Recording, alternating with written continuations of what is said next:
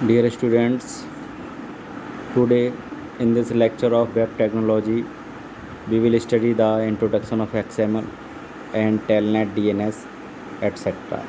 Students, आज हम दो तीन टॉपिक के बारे में डिस्कस करेंगे, जैसे कि XML के बारे में, टेलनेट के बारे में, DNS के बारे में आज के लेक्चर में हम डिस्कस करेंगे। तो स्टार्ट करते हैं इंट्रोडक्शन टू XML से। XML known as extensible markup language, जिसे हम कहते हैं, is a markup language that define a set of rules for encoding documents in a format। किसी भी डॉक्यूमेंट को फॉर्मेट में इनकोड करने के लिए जो XML है वो एक सेट ऑफ रूल्स प्रोवाइड करती है, डिफ़ाइन करती है। उसके आधार पर हमें कोडिंग करनी होती है। That is both human readable and machine readable. और ये जो फॉर्मेट होता है वो ह्यूमन रीडेबल भी होता है और मशीन रीडेबल भी होता है। The design goals of XML focus on simplicity, generality and usability across the internet. जो डिज़ाइन का उद्देश्य है XML का वो ये है कि ये सिंप्लिसिटी पे फोकस करता है, जनरलिटी पे फोकस करता है और यूजिबिलिटी पर फोकस करता है अक्रॉस द इंटरनेट के पर। जो भी हमारी सिंप्लिसिटी है XML की, जनरलिटी और यूजिबिलिटी ही इसका डिज़ाइन का गोल है। It is a textual data format with strong support bye Unicode for different human languages.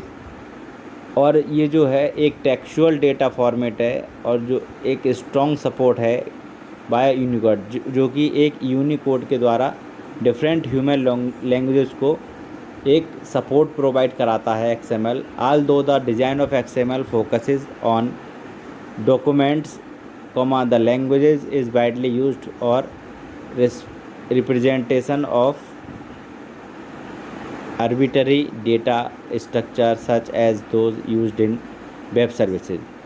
इनका कहने का मतलब है जो डिज़ाइन है XML की वो फोकस करती है किस पर, डॉक्यूमेंट्स पर, और लैंग्वेज जो कि वाइडली यूज़ होती हैं किसी भी रिप्रेजेंटेशन के लिए आर्बिट्ररी डाटा के, such as those used in web services, जैसे कि वेब सर्विसेज में यूज़ की जाती हैं। XML stands for extensible markup language.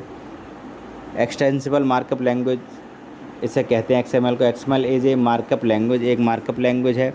And XML is designed to store and transport data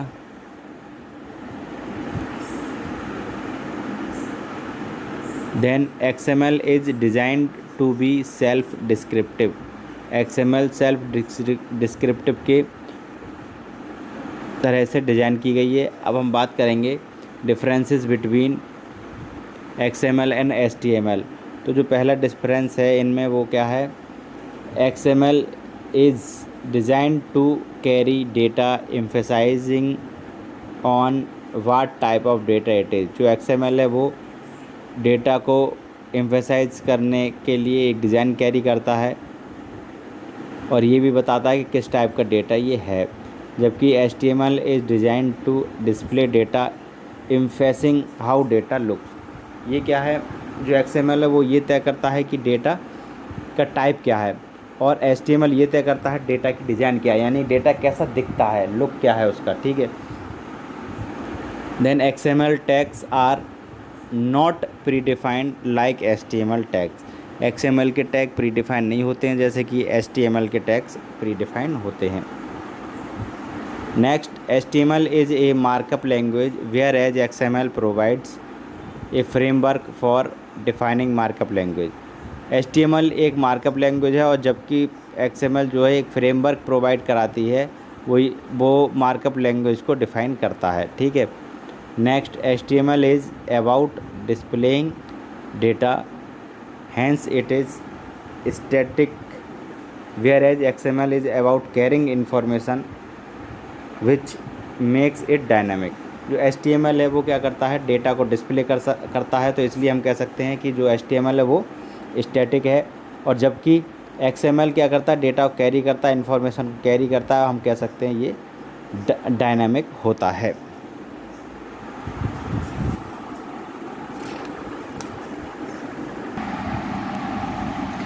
अब बात करते हैं टेलनेट की। टेलनेट क्या होता है? Telnet facility is also called remote login facilities. Telnet facility remote login facility भी कहलाती है। By use this service we can work any computer which is placed at any remote location. इस facility का use करके या इस service का use करके हम किसी भी कंप्यूटर को पर वर्क कर सकते हैं जो रिमोट लोकेशन में प्लेस्ड है। In such a manner we are doing our work on that computer. और इस तरीके से हम रिमोट लोकेशन पर एक्सेस करके उस कंप्यूटर पर अपना वर्क कर सकते हैं। As it is remote login protocol, जैसा कि टेलनेट के बारे में जानते हैं कि ये एक रिमोट लॉगिन प्रोटोकॉल है। And we can use Microsoft remote desktop manager.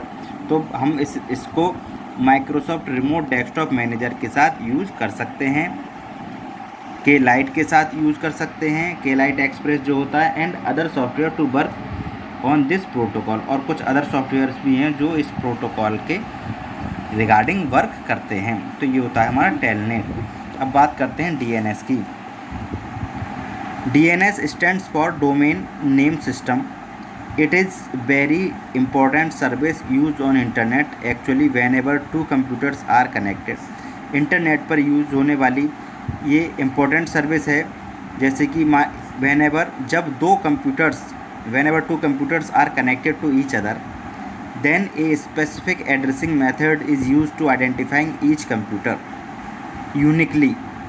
जब दो कंप्यूटर कनेक्ट होते हैं एक दूसरे से तो एक स्पेसिफिक एड्रेसिंग मेथड यूज होता है जो दोनों कंप्यूटर को आपस में यूनिकली आइडेंटिफाई करता है। ऐसा मेथड होगा जो कि ठीक है, ऐसा मेथड होगा जो कि ये डिफाइन करेगा कि सिस्टम का एड्रेस क्या है, यानी यूनिकली दोनों सिस्टम का एड्रेस वो प्रोवाइड कराएगा। And the most common addressing method is IP address. और जो मोस्ट कॉमन एड्रेसिंग मेथड है वो है IP address. IP address is a specific address of any computer information of numbers, यानी कि आईपी एड्रेस एक स्पेसिफिक एड्रेस है किसी भी कंप्यूटर जो कि कंप्यूटर को नंबर्स के थ्रू इन्फॉर्म करता है। IP address is a collection of 4 different numbers. 4 different number का कलेक्शन होता है IP address.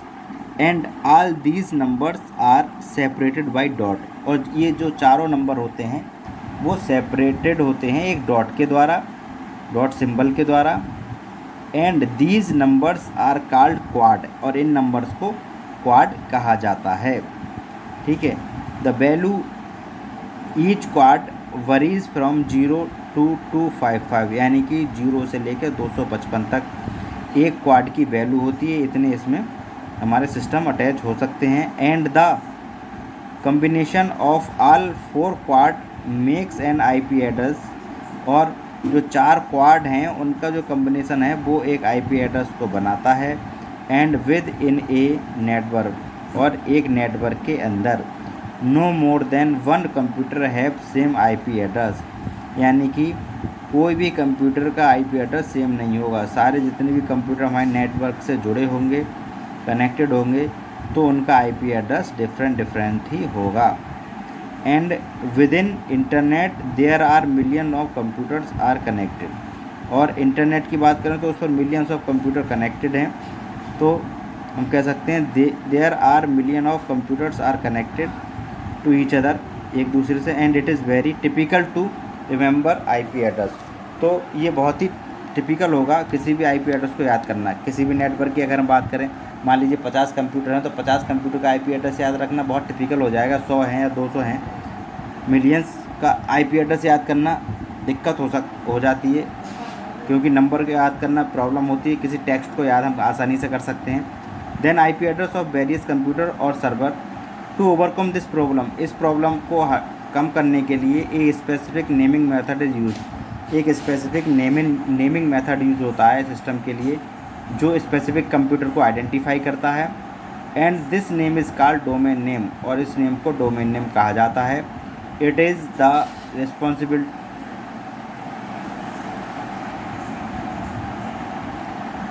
Responsibility of DNS to convert IP address to establish communication, ये इसकी एक रिस्पॉन्सिबिलिटी है डीएनएस की, वो आईपी एड्रेस को एक नेम में कन्वर्ट करता है, नाम में, और जो कि एक लिंक है क्लाइंट और सर्वर के बीच, ठीक है, उसे हम कंप्यूटर नेम कहते हैं, ठीक है।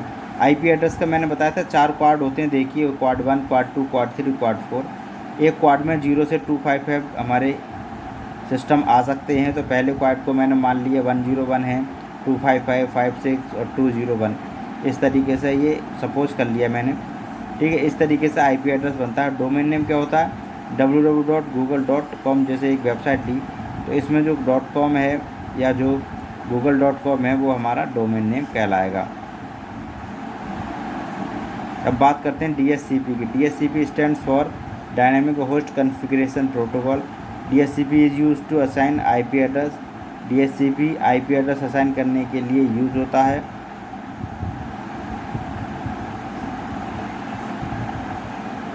पर्टिकुलर डोमेन सिस्टम के लिए आईपी एड्रेस प्रोवाइड करने का काम करता है ये, which is connected with DHCP server, जो कि DHCP सर्वर से कनेक्टेड होता है।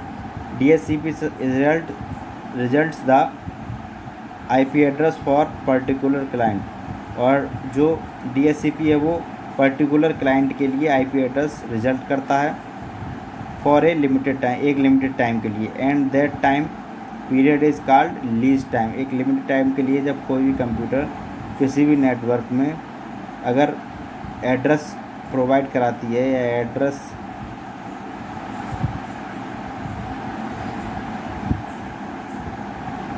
एड्रेस प्रोवाइड कराती है कुछ लिमिटेड टाइम के लिए, तो उस टाइम को लीज टाइम कहा जाता है। After that lease time that IP address may be assign to any other client, और उस लीज टाइम के बाद वो आईपी एड्रेस किसी अदर क्लाइंट के लिए असाइन हो जाता है। तो स्टूडेंट्स आज के लिए इतना ही, कल नेक्स्ट टॉपिक के बारे में बात करेंगे। Okay, thank you.